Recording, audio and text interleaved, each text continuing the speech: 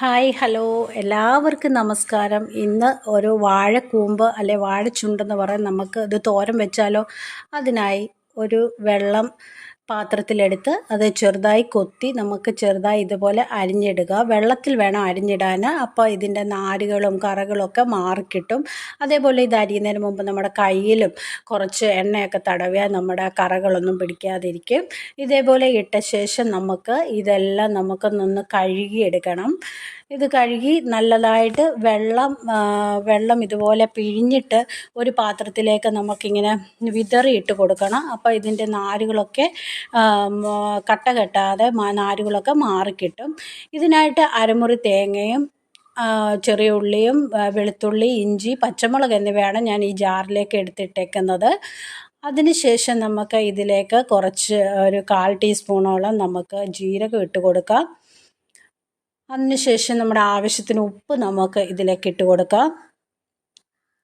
കുറച്ച് മഞ്ഞൾപ്പൊടിയും കൂടി ഇട്ട് കൊടുത്തിട്ട് നമുക്ക് ഇത് അടച്ച് നമുക്ക് മിക്സിയിൽ ജസ്റ്റ് ഒന്ന് ചതച്ച് മാത്രം എടുക്കുക.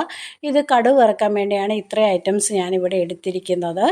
അത് എന്താണെന്ന് വെച്ചാൽ ചീനച്ചട്ടി നമ്മളുടെ ചട്ടി ചൂടാകുമ്പോൾ എണ്ണ ഒഴിച്ച് കടുകും അരിയും ഇടാം. അതിനുശേഷം നമുക്ക് വറ്റൽമുളകും 2 വറ്റൽമുളകും കുറച്ച് കറിവേപ്പിലയും കൂടെ ഇട്ടിട്ട് നമുക്ക് ചെറിയ ഉള്ളി അരിഞ്ഞു വെച്ച് ആ ചെറിയ ഉള്ളിയും കൂടി ഇതിലേക്ക് ഇട്ട് നമുക്ക് ജസ്റ്റ് ഒന്ന് ഇളക്കി കൊടുക്കാം. ജസ്റ്റ് ഇത് ഇളക്കി കൊടുത്ത് ഇതിൻ്റെ പച്ചമണമൊക്കെ ഒന്ന് മാറി വരണം. ഇത് നല്ലൊരു ടേസ്റ്റിയാണ്. എല്ലാവരും ഉണ്ടാക്കാൻ നോക്കണം. എല്ലാവരും ഇതുപോലൊക്കെ കിട്ടുമ്പോൾ കഴിക്കാൻ ശ്രമിക്കണം.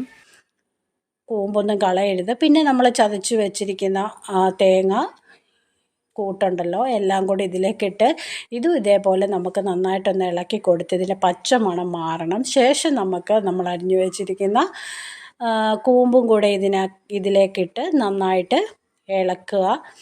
അതിനുശേഷം ഞാൻ ഇവിടെ ആ ജാറ് ജസ്റ്റ് ഒരു ശകലം വെള്ളം ഒഴിച്ച് മാത്രം കഴുകിയാണ് ഇതിലേക്ക് ഇച്ചിരി ഒന്ന് ഒഴിച്ചു കൊടുത്തിട്ടുണ്ട്.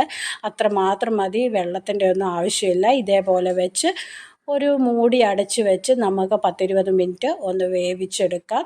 ഇതിൻ്റെ വെള്ളമൊക്കെ വറ്റി വന്ന് കഴിയുമ്പോൾ നമുക്കെടുത്ത് നോക്കുമ്പോൾ ഇച്ചിരി ഉപ്പ് കുറവായിരുന്നു, അതുകൂടെ ഞാൻ ഇട്ടു. അങ്ങനെ നമ്മുടെ കൂമ്പ് തോരൻ ഇവിടെ റെഡിയായി.